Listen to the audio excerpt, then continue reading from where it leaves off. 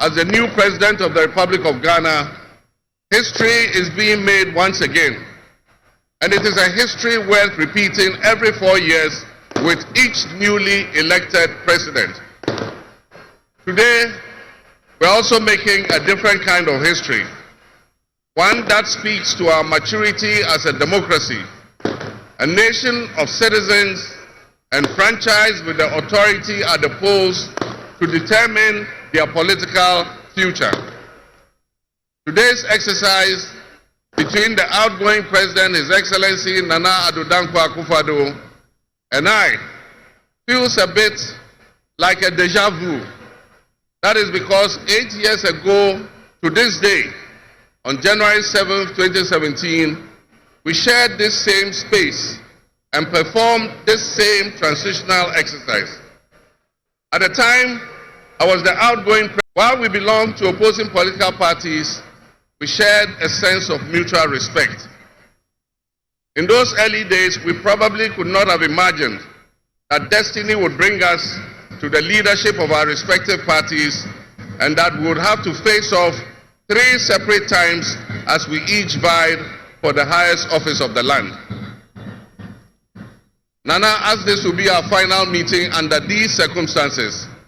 And as I look back on the journey we have traveled together, 2 much younger men who entered Parliament together with a full head of black hair and you with the same bald head and round eyeglasses, I have to say that you have without exception been a worthy opponent.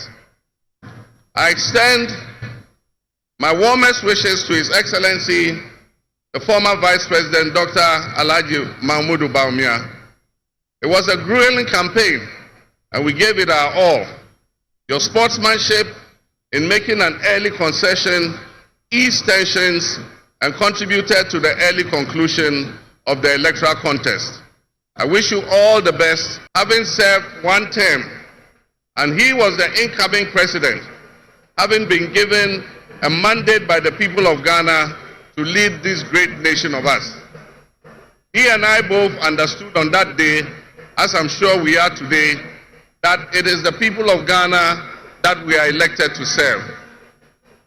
Somehow, it seems fitting that it is with Nana Akufo-Addo that I twice shared this stage and this unique historical distinction. Because Nana Akufo-Addo and I began our national political careers in Parliament in the same year, 1996. He has always greeted me with warmth, a firm handshake and a smile. And he is perhaps the only person in my life who has persistently chosen to call me Johnny.